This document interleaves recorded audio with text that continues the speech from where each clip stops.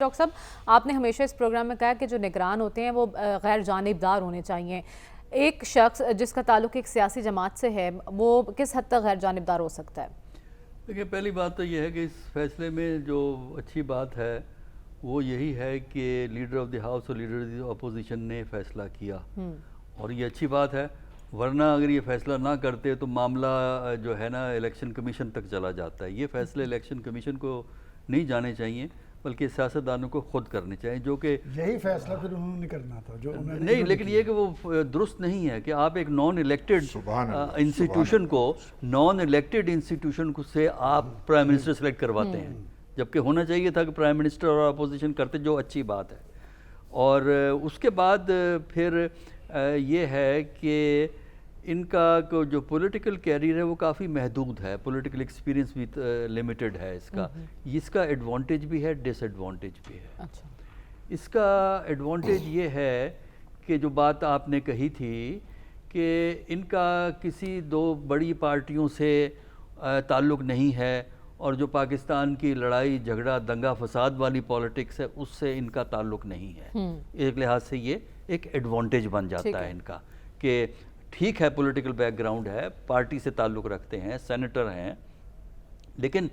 وہ جو پالیٹکس جس نے پاکستان کو خراب کیا ہے اس پالیٹکس کا حصہ نہیں ہے، تو یہ ایک ان کا ایسٹ ہے۔ لیکن اس کی یہ ایک ویکنس بھی ہے۔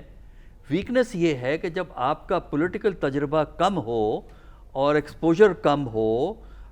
تو پرائم منسٹر کے عہدے کو مینیج کرنا اتنا آسان نہیں ہے۔ چیف منسٹر کا عہدہ بہت چھوٹا عہدہ ہوتا ہے اس کے مقابلے میں، اور پرائم منسٹر کا عہدہ بہت بڑا عہدہ ہوتا ہے، تو اس کی وجہ سے ان کا ریلائنس جو ہے وہ بیوروکریسی پہ اور سیکیورٹی انسٹیٹیوشن پہ بہت زیادہ ہوگا،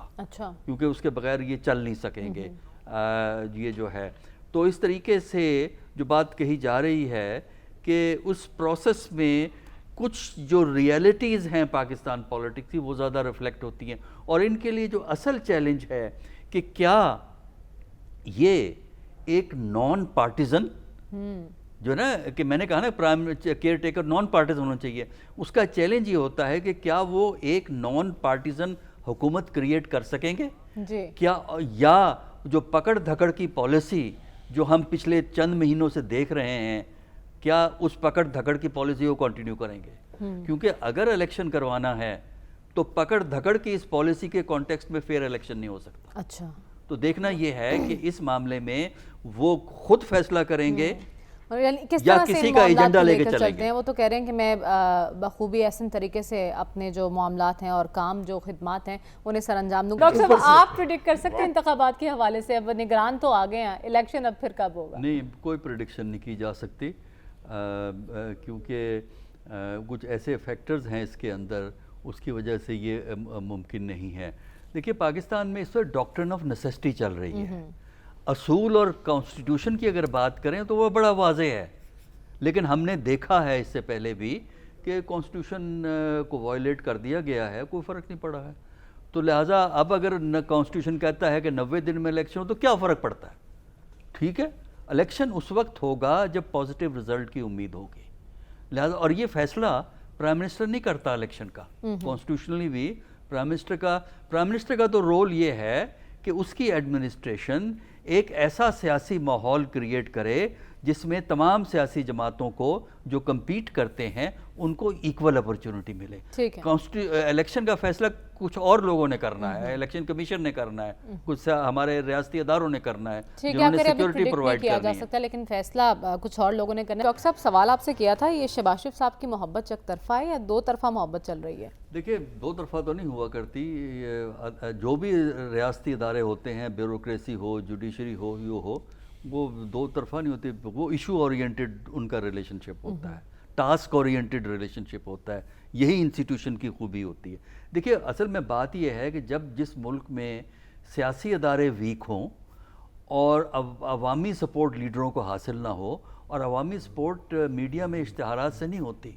وہ عوام کے مسائل حل کرنے سے ہوتی ہے، تو اس صورت میں پھر آپ سہارے ڈھونڈتے ہیں، تو یہ سہارے ڈھونڈے جا رہے ہیں۔ تیسرا فیکٹر اس کا یہ ہے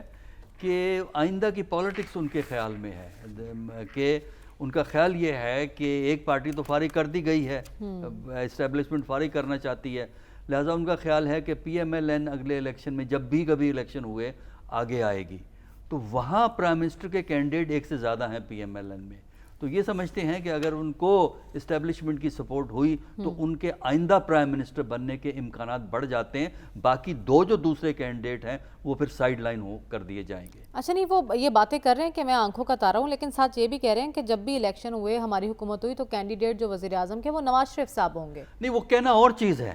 پالیٹکس میں کہتے بہت کچھ ہیں، کرتے کچھ اور ہیں، تو یہ نا باتوں پہ نہ جائیں، دیکھیں کرا کیا ہے،